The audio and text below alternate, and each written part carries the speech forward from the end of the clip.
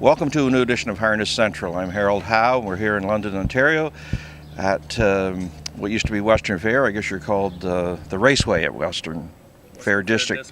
And I have Greg Blanchard, the new general manager of the track. I guess congratulations are in order, first of all.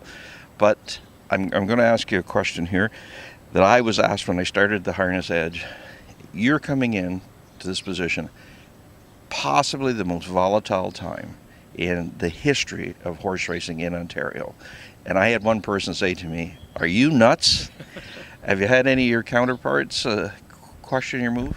No, I wouldn't say from counterparts, but I've actually thought about that myself and have mentioned that to people too. So, there's two ways to look at it. You're right, it's a challenging time. There's a lot of uncertainty still out there, and we're not exactly sure what the landscape's going to look like here in the next few years. But at the same time, I can take it another way and say, there might be some new opportunities here that we as an industry haven't had before because of the way this is all shook out, and I'll be on the ground floor of that, and maybe have some good opportunities to follow through with some of those things. You've been in position about a week here or so, a little bit more maybe. Is the chair fit?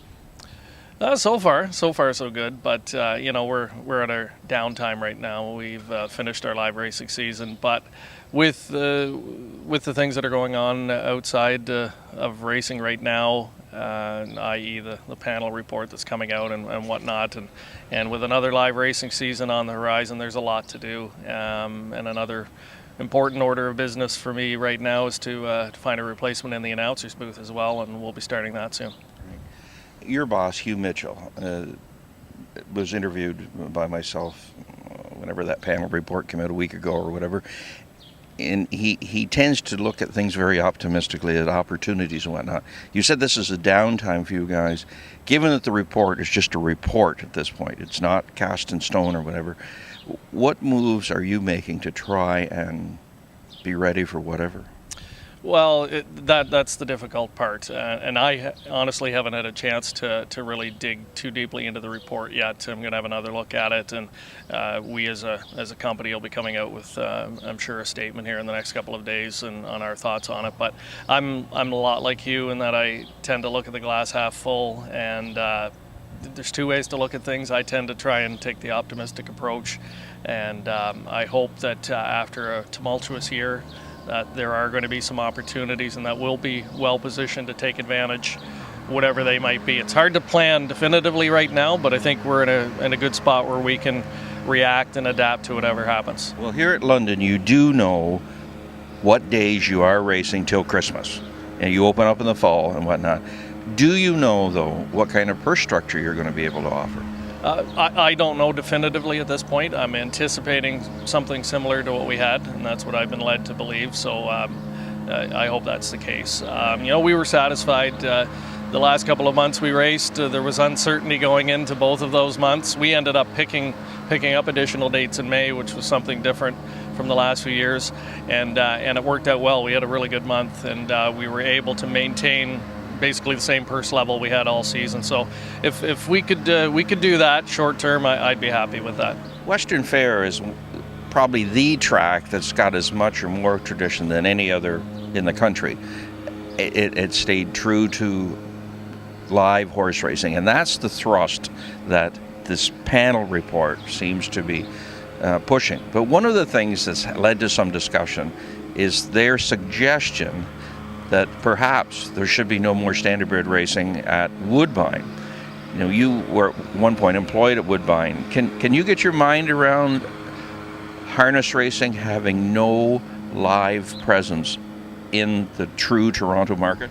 Yeah, initially it's hard to get your head around, there's no question, but I'm not so sure anymore. In 2013, they're racing there during the fall, winter months when the live crowds aren't nearly what they are at Mohawk in the summer when the stake season is in full swing. And now with technology and the ability to wager on the product from anywhere in North America, I'm not so sure. The live crowds, even at Woodbine, have diminished a lot over the years. But as you said, you certainly would like to keep a foothold in that market. And that's a tough one. I'd have to think a little bit more about that and really give it some thought. This report is not carved in stone. It's a framework, but it has to be nailed down by the end of August to go to the Premier's office to get put into place. Let's just say that all happens, so we get into early October and it's into place. There's a lot of work for the creation of this Ontario live racing, the structures to be put in place and so forth. It's almost overwhelming to think that the industry can swallow all that, is it not? Well, it is, but I suppose we don't have any choice if it's cast. I mean, something like that's always been overwhelming. Some of the ideas that are being bandied around.